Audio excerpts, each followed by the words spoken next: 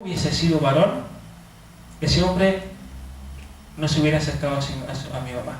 Si yo hubiese sido varón, hubiera podido defender a mi mamá. Yo le pregunté, ¿pero por qué pensaba si hubiera sido varón? Y porque los varones tienen fuerza, me decía. Y entonces ella empezó a actuar como varón, se empezó a cortar el pelo como varón, empezó a vestirse como varón, terminó adoptándola en una familia muy buena, pero esta niña cuando iba afuera le decía a la mamá adoptiva, no te preocupes que estás conmigo, no te va a pasar nada.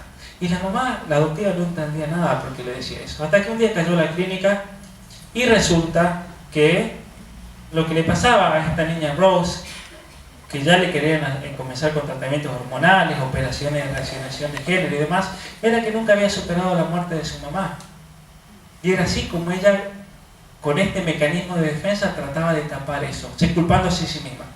Lo interesante del tratamiento de ella es que terminó un día en el cementerio, delante de la tumba de su mamá, donde ella le pedía perdón a la mamá por no haberla podido defender, pero porque era niña, no porque si hubiera sido varón ni nada, diciéndole la verdad. Yo era una niña de 4 años, era una niña que no tenía fuerzas y yo te hubiera querido defender, y le pidió perdón. Mamá, perdóname que no te pude defender. Y estas historias son historias muy tristes, son muy dolorosas, pero que causan traumas muy profundos, y estas personas después son usadas, lamentablemente. Entonces, yo les contaba que esta clínica en Toronto atendió 850 niños, atendió a más de 1000 adultos que venían con problemas. Era la única clínica en Canadá, era la clínica más importante del mundo, y en el año 2015 el gobierno de Canadá la cerró, ¿sí?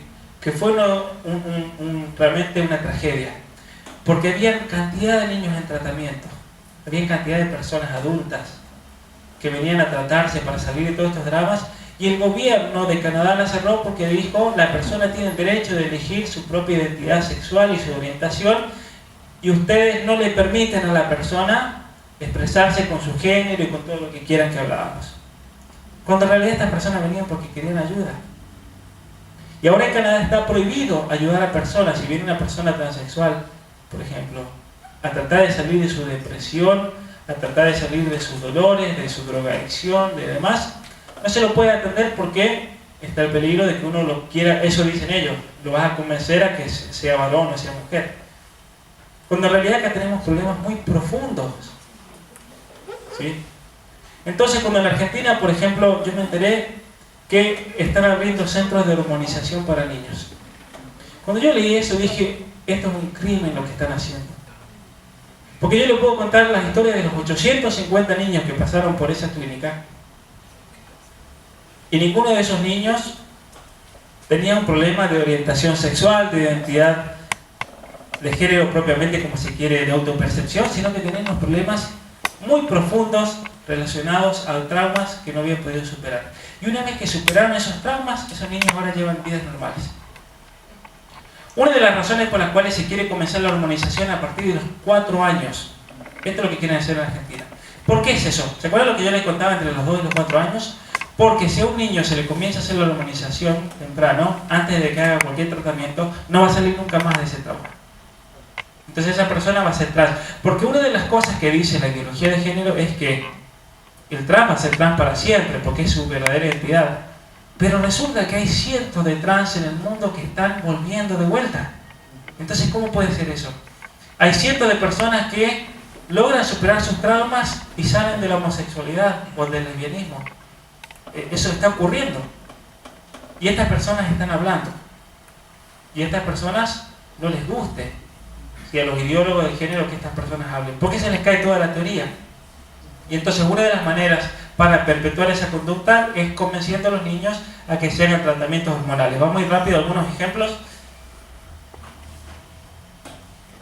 Perdón, ¿necesariamente tiene que haber un trauma? ¿O hay casos en los que no hay un hecho traumático en la vida de esa persona para que... Bueno, muchas veces es una pregunta interesante esa, porque muchas veces muchos piensan de que, y me dicen a mí, yo conozco a alguien que no le pasó nunca nada, ¿sí? nunca le pasó nada, que no conozca, pero uno nunca sabe el interior de esa persona. Yo tenía un amigo, San Juan, que él cayó después en la conducta homosexual. Cuando se aprobó la ley del matrimonio igualitario, él se casó con un hombre, y para todo el mundo él le parecía que él nunca le pasó nada, era su elección personal, una persona exitosa, tenía una peluquería en San Juan, tiene mucho dinero. Y después de los años hablando con él, me contó su historia que nadie conoce, ¿sí?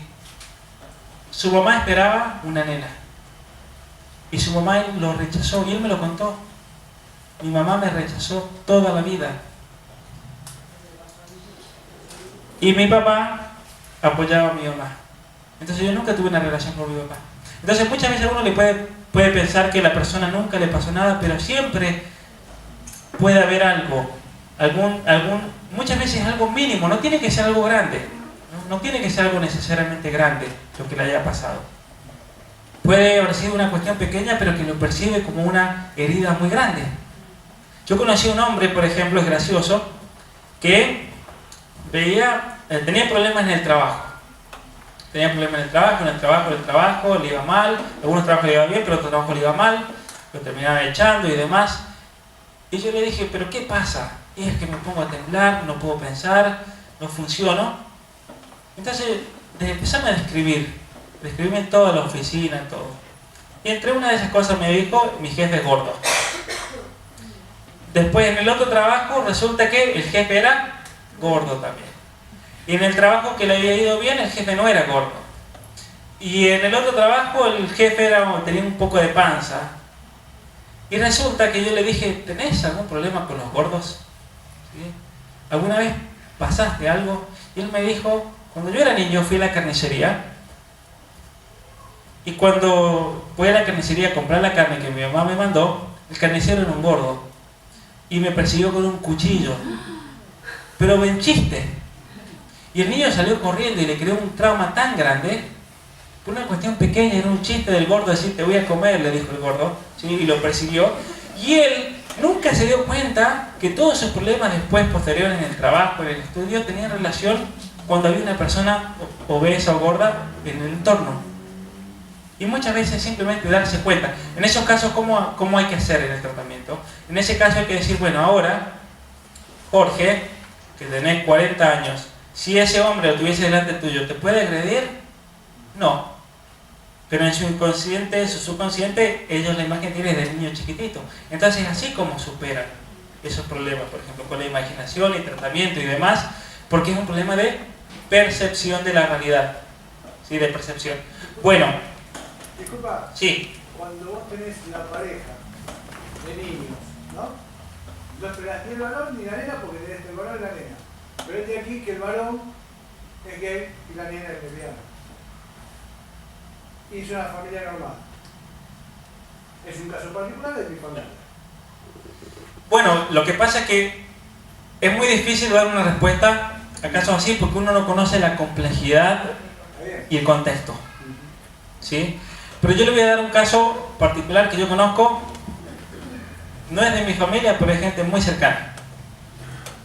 Hay un matrimonio amigo muy conocido y cercano que 2 hijas son lesbianas y el hijo se dice gay.